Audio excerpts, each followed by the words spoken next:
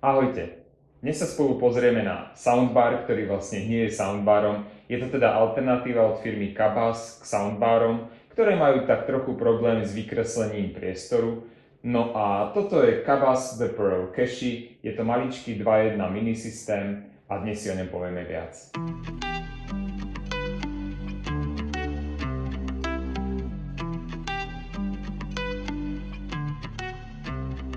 Po dizajnovej stránke Cabas robí naozaj veľmi pekné produkty.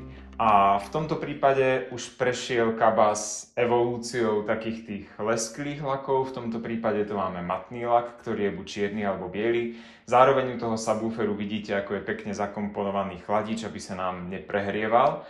A takto to podobne nájdete aj u ostatných produktov Cabas z kolekcie The Pearl. Cabas nemáte problém umiestniť v podstate ľubovoľne a jediné, na čo potrebujete dbať, je, aby ste mali správny pomer ľavého a pravého reproduktoru smerom k vám.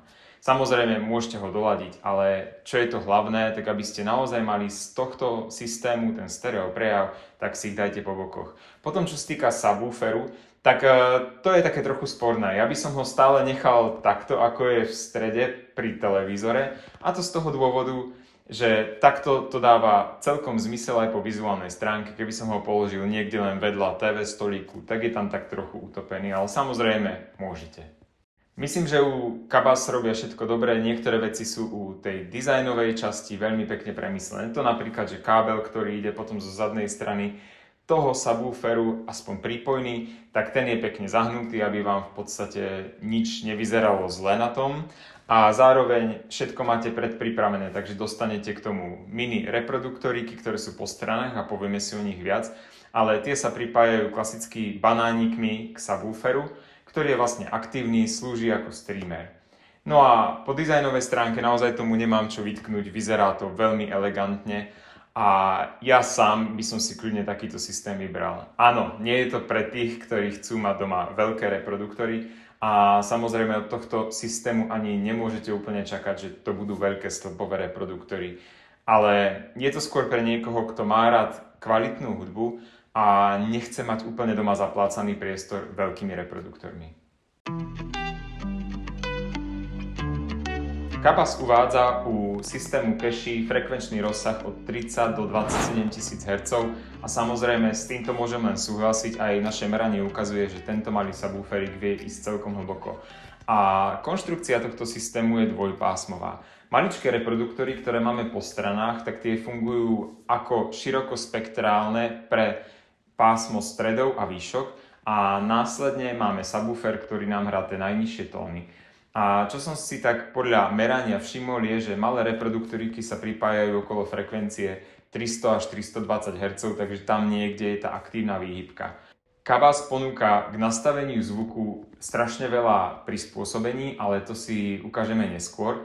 Každopádne ten zvuk toho systému je čistý a keby som mal vypichnúť, že kde tento zvuk má najväčší dopad, tak sú to basy a výšky. Ako ste si všimli z toho môjho popisu, tak stredné pásmo je trochu potlačené. Nie je to výrazne potlačené, ale je to tam a dáva to aj celkom zmysel. A to z toho dôvodu, že ako náhle máte len dvojpásmový systém, tak nikdy to stredné pásmo nebude tak detailné ako u trojpásmových reproduktorov. Ono záleží samozrejme, ak si zoberete dvojpásmovky, ktoré hrajú hlavne do stredov, tak potom zase vám chýbajú basy. Každopádne tu vám basy nechýbajú, vie vám to dať úplne pekný bas a je relatívne hlboký, takže je to dobrá voľba pre tých, ktorí hľadáte nie úplne soundbar, kvôli tomu, že soundbar vám nevie dať to pekné stereo podanie z jednotlivých strán. Výhodou je, že kábel k týmto malým repráčikom má v podstate dĺžku, myslím, že tak 4 metre, necelé, a tým pádom viete tieto malé reproduktory dať ďaleko od seba. No a úprimne, najviac ľudské ucho vníma práve vysoké frekvencie, takže viete pekne určiť, z akej strany zvuk pochádza a nie je to umelé. Napríklad v tomto priestore, v ktorom sa nachádzame, tak je to väčší priestor, kde sa nám ťahá do tejto strany ešte viac. No a to znamená, že ako náhle by ste mali soundbar, ktorý vyžaruje do strany, tak než sa k vám ten zvuk z tej ďalekej steny, ktorá je ešte ďalších 6 metrov tam, než sa vám dostane naspäť, tak poprvé bude utlmený a po druhé bude mať oneskorenie. Takže naozaj, ak hľadáte stereo soundbar s pekným podaním a s veľkým basom, tak si radšej zoberte Cabas The Pearl Cashy. Kabas vám ponúka naozaj veľa možností, ako prispôsobiť zvuk tohto systému. A to hlavne preto, že jednoducho každý systém od Kabasu je trochu iný a každý z nás má trochu iné vnímanie. A preto Kabas dodáva k svojim reproduktorom niekoľko nastavení zvuku. Jedno z prvých nastavení zvuku je Dynamic Fidelity Enhancer, čo je v podstate novinka v softvere od Kabas. Toto tam predtým nebolo u aktívnych komponentov, ale už to tam je. A na čo to v podstate slúži, tak v aplikácii si môžete jednoducho nastaviť kompenzáciu, ako sa vám majú prispôsobiť tieto reproduktoriky pri nižšej a vyššej hlasitosti. To znamená, že vám to vie automaticky pridať basy aj pri nižšej hlasitosti, čo si myslím, že vôbec nie je na škodu. Tým pádom nemusíte mať úplne pustený hlas a zároveň vám vie dodať dopad toho basu, ktorý vám prejde telom. Čo si myslím, že je to najdôležitejšie, nepotrebujete mať kvôli tomu ten systém úplne na plné pecky. Zároveň máte u Kabas možnosť si prispôsobiť prejav systému na veľkosť priestoru. To znamená, že môžete si meniť jednoduchým sliderom pomer výšok a basov, čo je v podstate veľmi pekné. U týchto Kabas The Pearl Cache to nedáva úplne zmysel mať outdoor mód, ale vysvetlím, prečo to aj tak v podstate užitočné je. Kabas vám teda ponúka, ak máte hlavne The Pearl Acquia alebo The Pearl, tak tie si môžete zobrať so sebou von a môžete ich potom pustiť. No a samozrejme, keď si pustíte reproduktor vonku, tak vám chýba odraz basu od stien. Tým pádom všetky reproduktory pôsobia, že majú strašne veľa výšok. Kabas toto rieši jednoduchým sliderom, kde si stiahnete vlastne výšky a tým pádom prejav reproduktorov aj vo vonkajšom priestore je veľmi pekný a prirodzený. U Kabas The Pearl Cache si so sebou vonku brať pravdepodobne nebudete, ale má to stále zmysel. Ak radi počúvate hudbu alebo filmy na vyššej hlasitosti, tak dáte slider na hodnotu very low, tak vám to umožní počúvať aj na veľmi vysokej hlasitosti bez toho, aby vás výšky ubili. Vždy je to o tom, na aké hlasitosti počúvate. Zároveň na to slúži ten Dynamic Fidelity Enhancer, ktorým to môžete ešte doladiť. Za nás, pre tento priestor, ktorý má okolo 50 metrov, funguje veľmi dobré nastavenie Low Tone. Dynamic Fidelity Enhancer je nastavený na minus 6 dB. Ukážeme si neskôr v meraní, aký to má dopad na zvuk. Čo je u tohto systému dôležité spomenúť je to, že hrá veľmi pekne, ale má to svoje limity, ako v všetkých systémoch. Tuto sa tento limit nachádza niekde u 85 dB, aj keď možno uvádzaný maximálny tlak zvuku je niekde vyššie, určite za 100, tak čo sa týka použiteľnosti toho systému a vychutnania si plného spektra, tak niekde tá hranica je naozaj okolo 85 dB. Ak tento systém posuniete nad 85 dB, hlavne u basovej sekcie sa vám stane, že tá sa prestane hýbať vlastne smerom nahoru v hlasitosti, ale pridávajú sa potom už iba malé repráčky, čo vám spôsobí, že budete mať oveľa viac výšok než zbytok pásma. Nemali sme úplne čas na toto meranie, aby sme vám to ukázali v grafe, ale jednoducho funguje to takto, takže do 85 dB je to v pohode, do 75 je to výborné a potom nad 85 teda žiadna sláva. Ale to sa dá čakať do takto malého systému, nemôžete čakať zázraky. A myslím, že to bude podobné aj u veľmi veľa soundbarov, ktoré majú vyslovene menšie meníče. Konektivita Kabas The Pearl Cache je na dnešnú dobu relatívne OK. Mám tam pár výtiek, čo sa týka toho, ako by tento systémik mohol byť zintegrovaný s televízorom, to znamená, že máte tam optické pripojenie, ale nemáte HDMI, ARC. Takže ak by ste chceli ovládať hlasito systému, tak to musíte cez buď externý set-top box, ako to máme my, alebo potom ovládačom diaľkovým.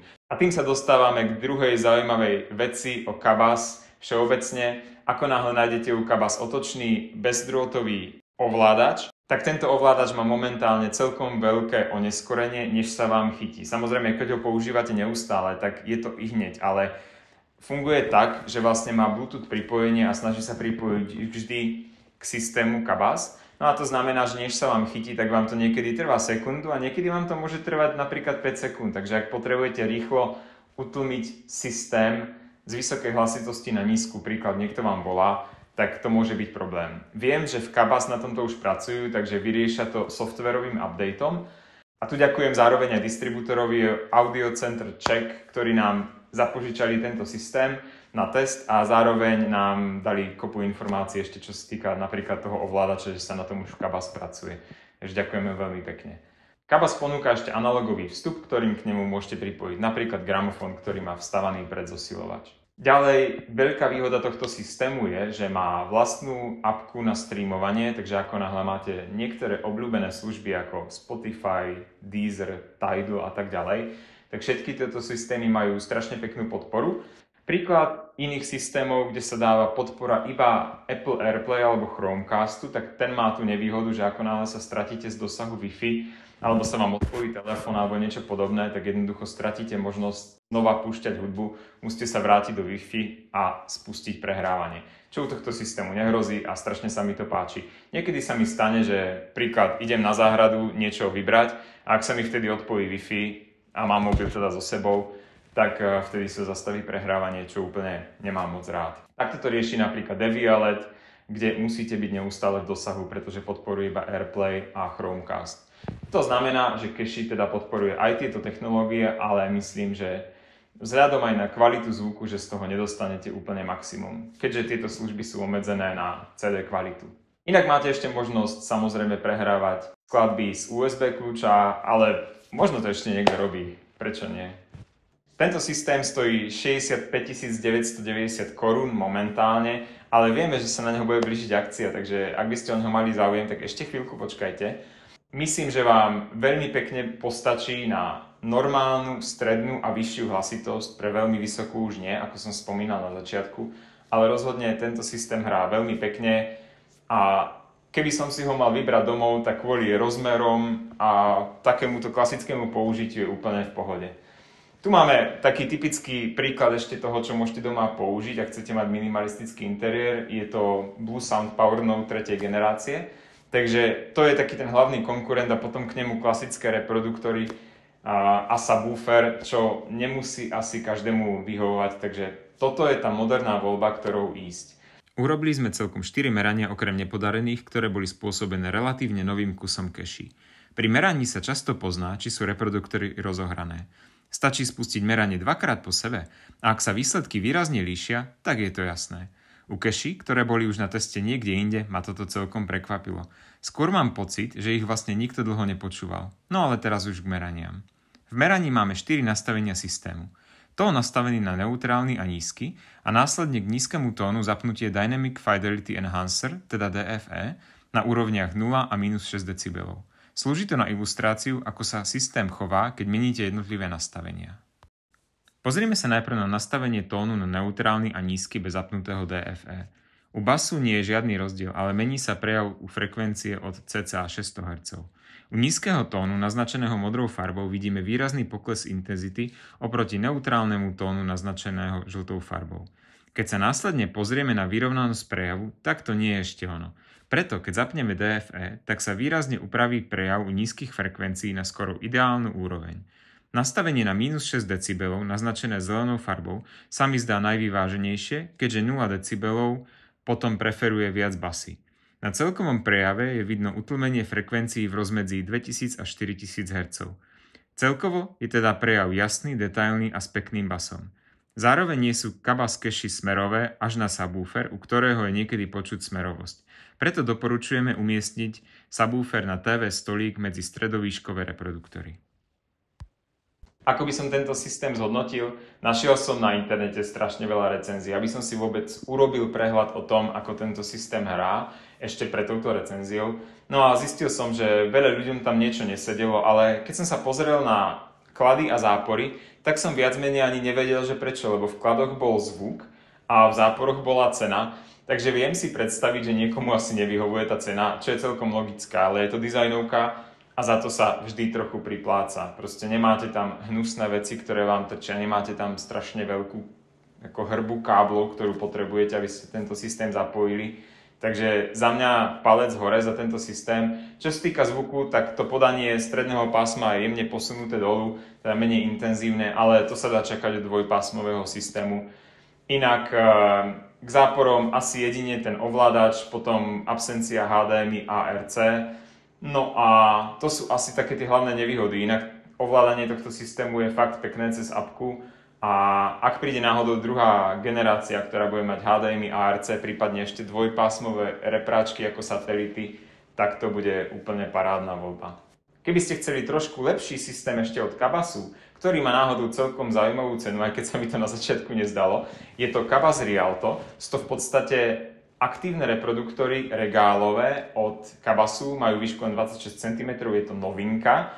No a vďaka trojpásmovému podaniu je ich naozaj aj bas, aj stredy, aj výšky sú strašne pekne vyrovnané a tie môžete používať v pohode aj do hlasitosti 100 dB a stále je tam zachovaný bas, aj stredy, aj všetko, čo potrebujete. Takže pre tých z vás, ktorí potrebujete ešte vyššiu hladinu zvuku, tak Kabas Rialto a zároveň sa pozrite, ako pekne tento systém vyzerá, aký má parádny ovládač na vrchnej strane.